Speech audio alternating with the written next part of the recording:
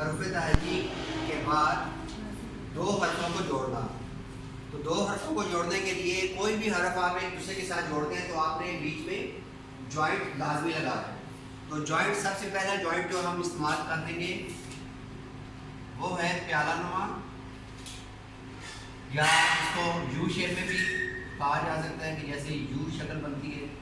ठीक है, आप देखेंगे कि इस हरफ को, सॉरी इस जॉइंट को यहाँ पे मैं लिख देता हूँ जोड़, या इसको हम पेमंट भी कहते हैं, और इंग्लिश में जॉइंट। और दूसरा नाम मैंने बताया था इंग्लिश में कनेक्टिव स्ट्रोक।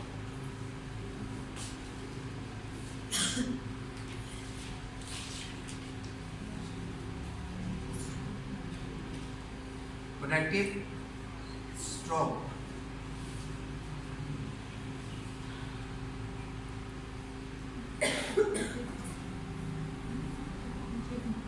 अलिफ के साथ जब आप कोई भी हर्फ जोड़ेंगे तो ये जॉइंट इस्तेमाल होगा। जैसे बेलिफ बा,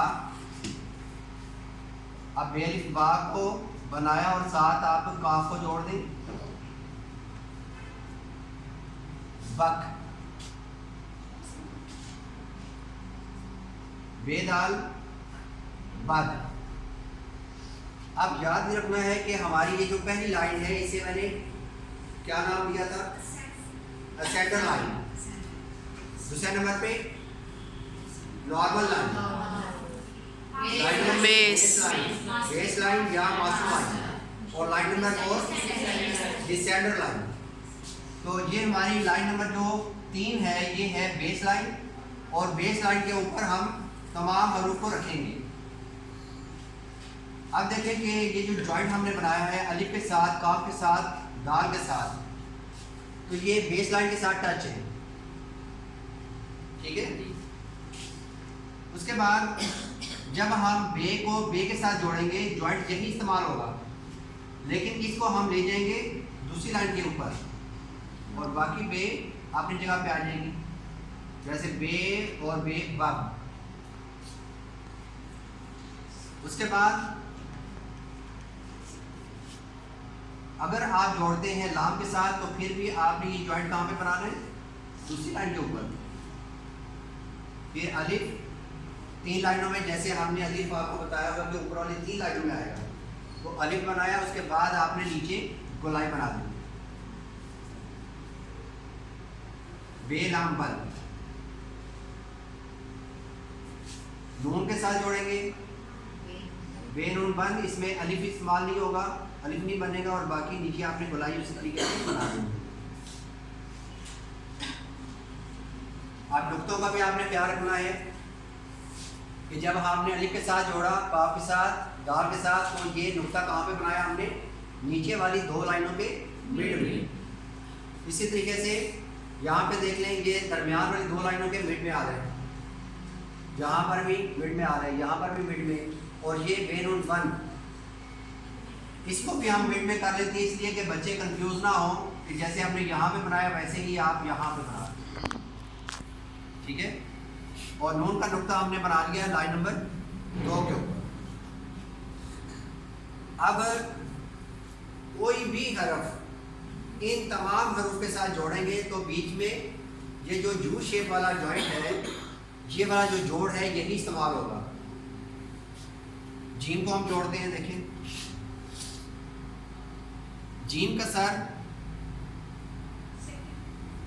दूसरी लाइन पे, और फिर आपने तिरछी लाइन से बाहर आना है और गोलाई करके ऊपर चले जाना है।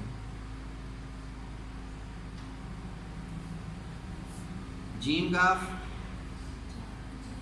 जग, जीम दाल जद, जीम बे जब, जीम और लाम जल, जीम और नून जन। जिन उस वक्त बनेगा कि जब आप नीचे ज़ेर लगाएंगे। ठीक है, और जिस हरफ के ऊपर कोई ज़ेर ज़बर नहीं है, जब आप जोड़ बना रहे हैं तो फिर इसको आप ज़बर ही कंसिडर करेंगे। चन। उसके बाद सीन को हम जोड़ते हैं, सीन के 3 दंताने बनाएंगे बेस लाइन पे और फिर सात अलिफ, सीन अलिफ सा, सीन का सक, सीन दाल सत, सीन पे सब। आप देखें कि यहाँ पे देखने में तो ये 4 दंताने नजर आ रहे हैं, लेकिन सीन के 3 दंताने बनेंगे और आगे ये बे का अलग से बनेगा। सब, सीलम सल, सीनून सन। इसको साथ साथ लिख दिया ना आप लोग। अब इन्हीं हरूफ को मैं लिखता हूँ सिंगल लाइन पे। अब सिंगल लाइन पे लिखने का क्या असूल है, ये देखिए, ये दोनों आप बेस लाइन हैं, ठीक है, ये बेस लाइन है, लाइन नंबर 3 इस्तेमाल हो रही है, इसमें आप 4 लाइनें नहीं है, सिंगल लाइन है। और उर्दू के लिए याद रखना है कि हमेशा आपने खुली लाइनों वाली कापी इस्तेमाल करनी है। कौन सी कापी? खुली लाइनों वाली, तंग लाइनों वाली कभी भी आप इस्तेमाल नहीं करते। तो आइए हम इन्हीं हरूफ को लिखते हैं सिंगल लाइन पे। तो अलिफ जो है, दोनों बेस लाइन, ऊपर वाली लाइन और नीचे वाली लाइन, इन दोनों लाइनों के दरमियान में अलिफ की हाइट जाएगी और इस हाइट को हम कहते हैं, इस ऊंचाई को कहते हैं अलिफ की ऊंचाई। क्या कहते हैं? ऊंची आवाज से अलिफ की ऊंचाई, ठीक है। उसके बाद अगर अलिफ को हम हाफ करते हैं, आधा करते हैं, तो ये है बे की ऊंचाई, यानी कि बे की ऊंचाई कितनी होनी चाहिए? अलिफ का आधा, यहां से। अब इन हरूफ को हम लिखते हैं सिंगल लाइन पे, आपने लिख दिया होगा था हरूफ ताजी, पूरे हरूफ ताजी। पहले मैं पूरे हरूफ ताजी लिखूंगा सिंगल लाइन पे, उसके बाद हम इनको जोड़ेंगे। देखिए मत जो है हम कहाँ पे बनानी है, ये जो गैप है इसके बिल्कुल दरमियान में, अलिफ के साथ नहीं जोड़ेंगे। अक्सर बच्चों का देखने में आता है कि ये गलती करते हैं, अलिफ के साथ मत को जोड़ देते हैं, तो ये नहीं करना। अलिफ मत आ, बे, पे, ते के नुक्ते आपने ते से बाहर रखने हैं, इस तरह बीच में नहीं गिराने, ठीक है, इसके अंदर नहीं बनाने, बाहर। ते, टे का तोया भी बाहर रखना है और इसकी आंख खोल के रखनी है, इस तरीके से नहीं बनानी, बंद नहीं रखनी, खोल के रखनी है। टे से। अब देखिए ये जो मैं नुक्ते बना रहा हूँ, ये बहुत छोटी क्लासेस हैं, तो उनको आपने ये डॉटेड वाले, डॉट्स वाले नुक्ते बनवाने हैं, ताकि उनका कॉन्सेप्ट क्लियर हो कि नुक्ते कितने हैं, 1 2 3 नुक्ते इसमें कितने हैं, 1 2 3। लेकिन जब मैच्योर राइटिंग आप सिखा रहे हैं, बड़े बच्चों को सिखा रहे हैं या आप खुद से कर रहे हैं, तो फिर आपने नुक्ते कौन से बनाने, ये वाले।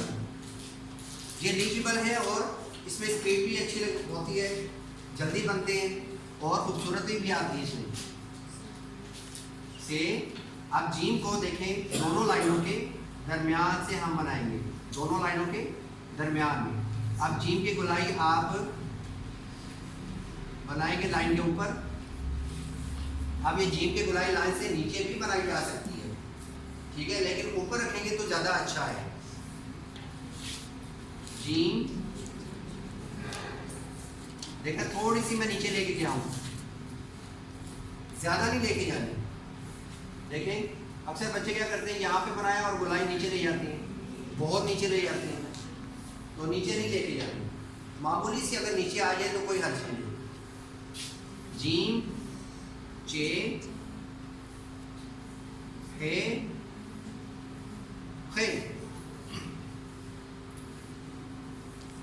दाल में देखें कोई भी अलिफ नहीं है और ना ही गोलाई है।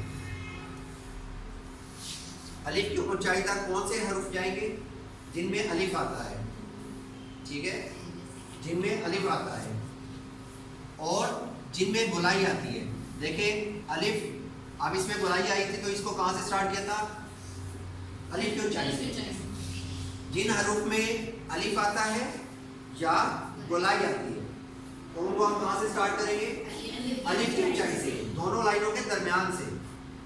और जिनमें ना अलिफ आता है ना गोलाई आती है, उनको कहाँ से स्टार्ट करेंगे? बे की ऊंचाई से, बिल्कुल लाइन के करीब से। अब आगे दाल आ रही है, तो दाल में ना अलिफ है ना ही गोलाई है, इसको हम बे की ऊंचाई से बिल्कुल लाइन के करीब से, दाल दाल जाल, रे ऊपर से सीधा, जैसे बे को स्टार्ट किया था, रे रे जे ये, इसको क्या बोलेंगे? ये से नहीं बोलेंगे, ये सीन दोनों लाइनों के मिड से, इसमें क्योंकि गोलाई आ रही है तो ये अलिफ की ऊंचाई से, सीन शीन स्वाद स्वाद, तोय में अलिफ आ रहा है तो ये अलिफ की ऊंचाई से तोय जोय।